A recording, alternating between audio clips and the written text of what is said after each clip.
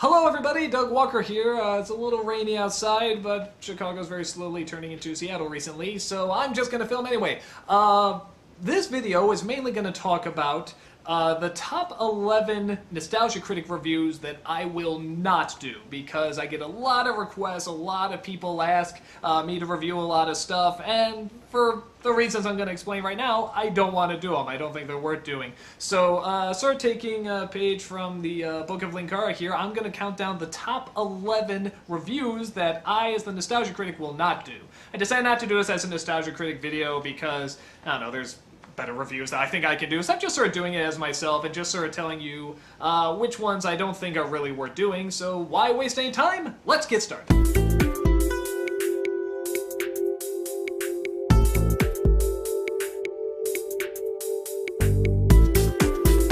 Number 11.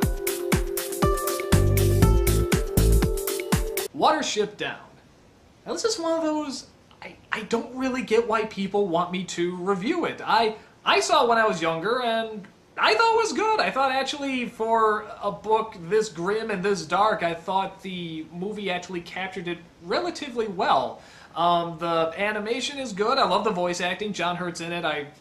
Anything he touches I think is gold. So I don't know why so many people want me to review it. Is it because it's really dark?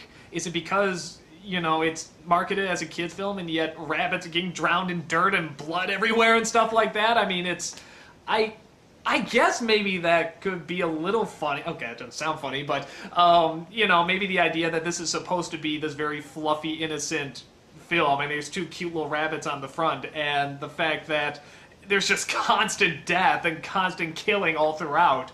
So, I don't know. I don't think it's enough to hold up for a review, though, and like I said, I think it's good. I think it's a decent movie, so I don't know exactly why so many people want me to review it, but it is one of those requests I keep getting over and over and over, so I'm definitely not doing that one. I like the movie. Next one.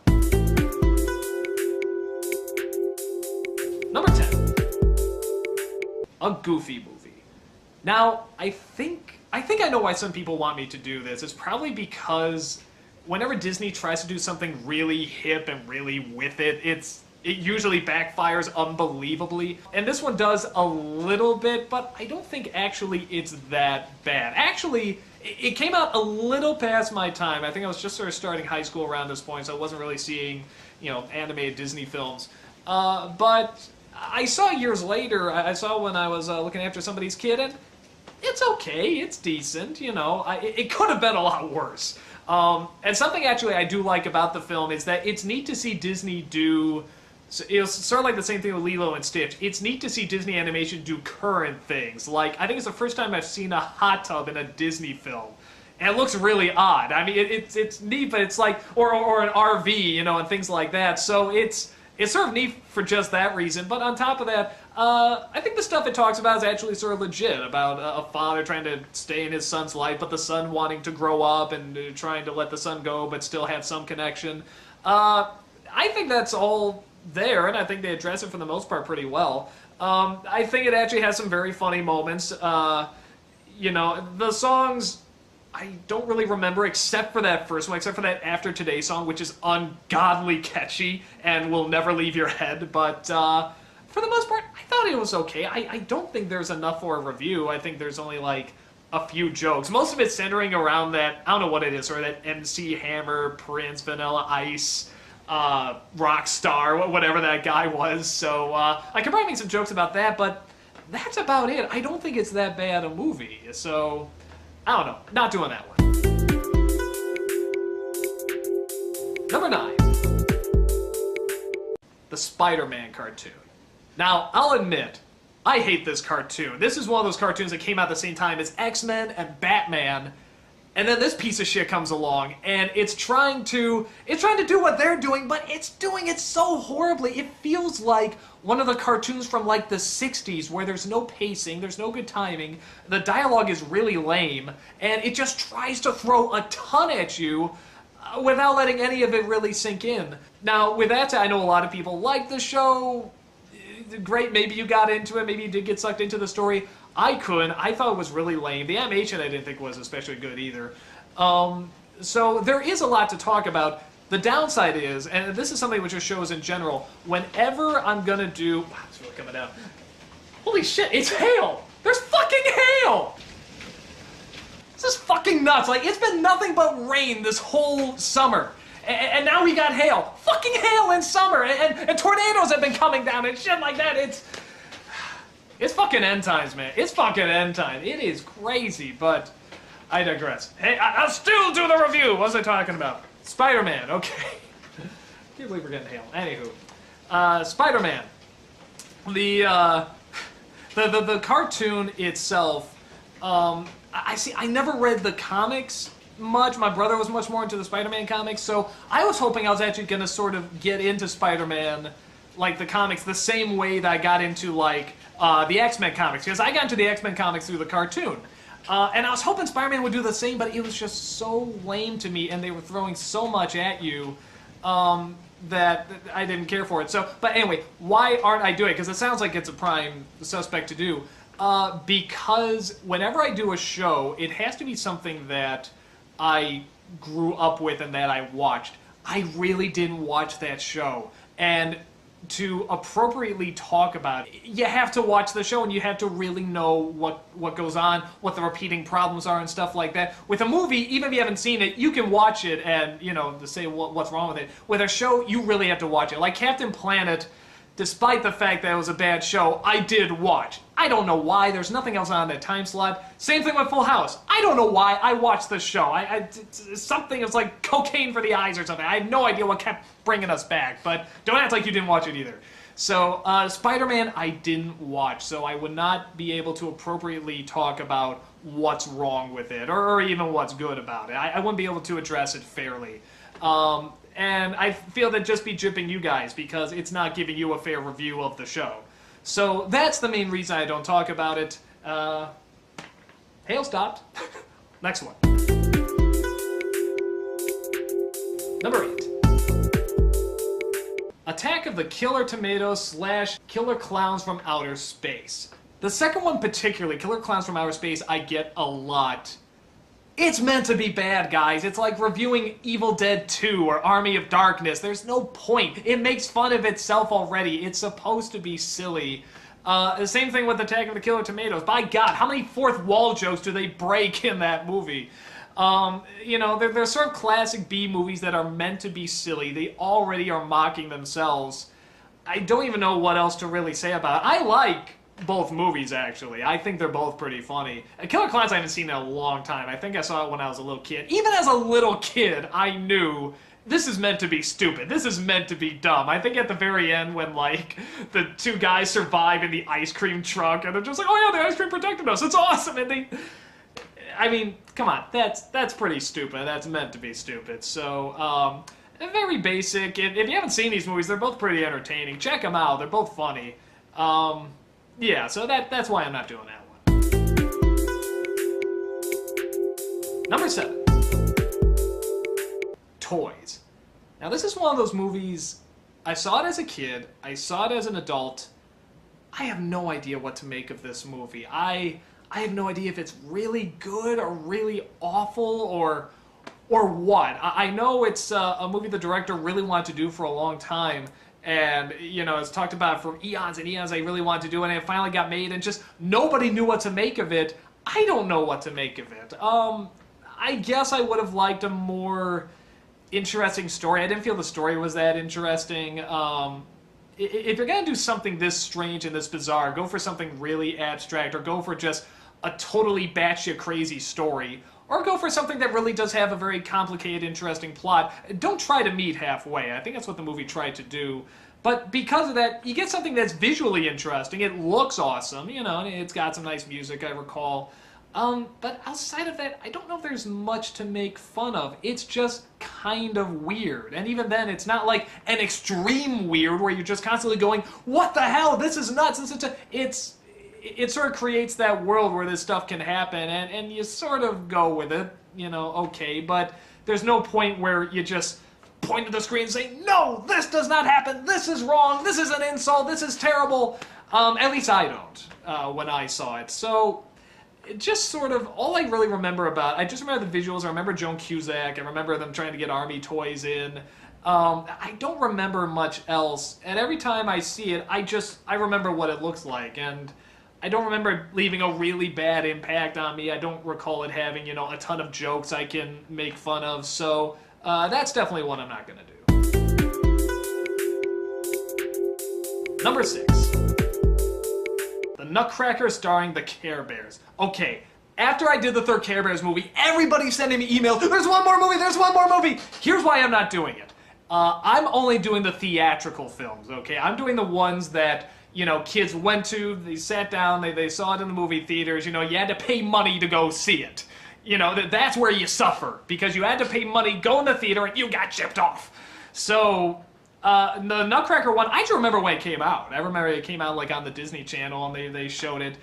It's stupid. It's dumb. I remember it being dumb, you know, even as a little kid. I think I was getting into Ninja Turtles by that point. I always thought, God, this movie needs Ninja Turtles. Just Ninja Turtles come in and, like, beat the shit out of the Care Bears and stuff. I just remember that.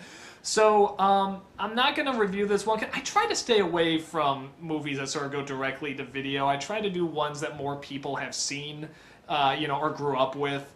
And I know videos and DVDs now, you know, the straight-to-video DVD stuff is becoming more and more popular now.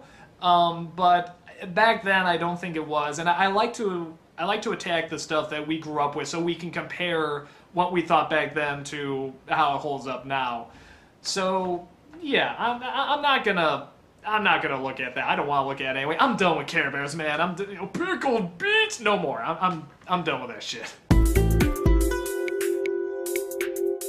Number 5. Cats Don't Dance. Now, a lot of people say this is a really bad movie and that sucks. Some people actually enjoy it okay.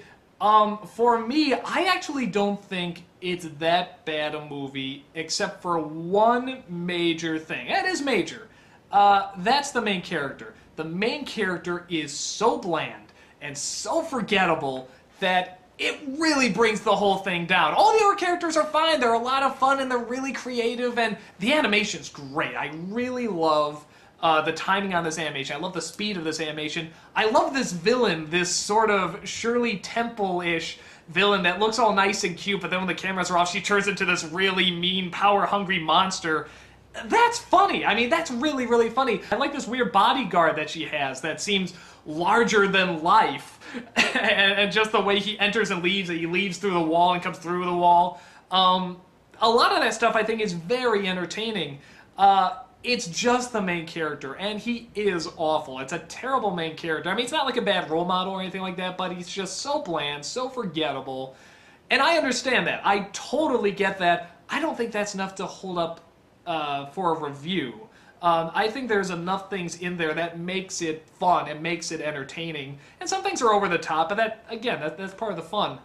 I don't think it's actually that bad. I'm actually glad I saw it. I thought it was actually relatively entertaining.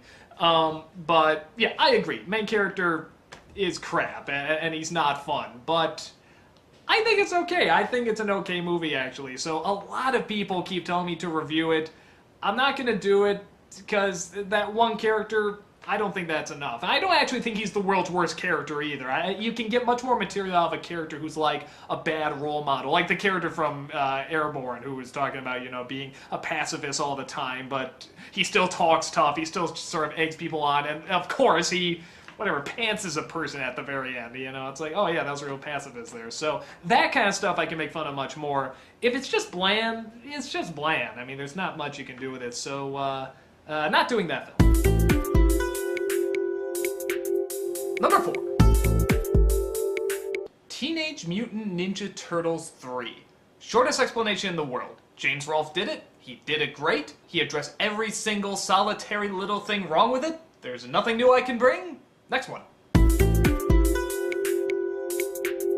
Number 3. The Brave Little Toaster. Again, what? I like this movie. I mean, it's not masterpiece or anything like that, but just for what it is, I mean, just, I don't know, it's a weird story. A toaster and a bunch of other appliances, they've been in a house too long and they miss their human companion, so they go out to try to find him. Okay, weird, but for such a weird setup, it's done pretty well. I actually like the fact that there's a lot of scenes that don't have music in it. I like there's a lot of quiet scenes in it. There's a lot of atmosphere to it. And I really appreciate it for that. I love that song at the end. What was it? I think it's called Worthless or something, where they take the cars and they smash them down to the cubes and the, whatever. I was in the Indy 500. It's like, I love that song. That's a great song. And the other characters, I mean, well, nothing phenomenal. I remember them. I remember the vacuum, I remember the lamp, I remember the electric blanket, I remember John Lovitz as the radio. And I saw this a while ago. I mean, I saw this when, I was just a little kid, and I still remember it. I think once in a while, growing up, I saw it on TV, very briefly, and I just watched a bit of it. It held up okay. I mean, it held up fine. I mean, maybe there's some problems. I don't know. I mean, it is a weird setup for a story, but I thought it was fine. Now, something that a lot of people keep telling me to do, maybe I'll do, I don't know, is I guess there's sequels to The Brave Little Toaster. And the only title I remember is The Brave Little Toaster Goes to Mars. Okay, what the fuck? That's a weird setup. That title alone doesn't sound real. That sounds like a Simpsons made-up title, we have to defeat, the sequels this year. We're being beaten out by The Brave Little Toaster Goes to Mars. I mean, it's like, okay, that I might do, because that sounds really stupid. But in terms of the original, I think the original's fine. I don't have any problem with it. I don't know, just a story about a toaster. Let it be a toaster. Number 2. Anything Sonic related. Okay, I did 2 shows, people. 2 shows! What more do you want from me? I can't do any more Sonic. And one of them was good. I liked one of them. The other was really friggin' insane. And like I said, you got a lot of material from it. But the main reason I don't do Sonic is that I don't think there was... both those shows were nostalgic. I grew up with both those shows, and I watched them both, so I can talk about it. With anything else, it's all too current, and again, it has to be a show that I grew up with and have some idea about, so I can properly represent it. I didn't grow up with all these other Sonic shows. As much as people say they're terrible and say they're god-awful, I believe you. I'm sure they're really horrid, but I didn't grow up with them. I didn't watch them. I guess there's a ton of other Sonic movies and stuff like that. Sonic must have, like, this really, hardcore determined fan base, because just constantly I get people ask to review it. I guess Lewis gets, people asking to review Sonic comics all the time, and just everything Sonic. I remember, like, the Video Game Confession, I think the one that gets the most views, again, is the Sonic one. So, I mean, I could do it and whatever, get the views going through the roof, but I don't think I'd be able to properly talk about it. I was a Mario kid growing up too. I mean, that's one of the reasons I can't talk about the Sonic games that much, because I didn't grow up with the Sonic games. I played once in a while, but, I was a Nintendo kid. I always played the Nintendo. So, yeah, I think the major thing is that they're way too current. I didn't grow up with these shows, and with the movies, I'm sure they're bad, but I feel like I've done Sonic already. I don't think there's much else to talk about. It's sort of like me going and doing another Mario show. That's another thing I'm not going to do. I'm not going to do the other Mario shows while we're on the subject. I'm not going to do Super Mario Bros. 3. I'm not going to do Super Mario World. It's just the Super Show again. There's your review. Hey, did you like the Super Mario Bros. Super Show? Here it is again. Put a 3 on it, now put World on it. There, exact same show, just sort of a different setting, a few more characters. So that's it. I'm not covering any of those. And the number one thing I will never do a Nostalgia Critic review on is Star Wars Episode 1, The Phantom Menace. And I know there's a ton of things to make fun of. I know there's a ton of things I can point out and say is wrong and stuff like that. Here's the thing. Everybody's done it. Everybody has pointed out every single solitary little thing wrong with that movie. The most I can do is just draw comparisons to other films and say, this is like The Phantom Menace. Because everybody's talked about it. Red Letter Media? Good God! I mean, I think their review is longer than the movie. It's like 8 hours. I mean, I can't say anything about it. Everybody's already said it.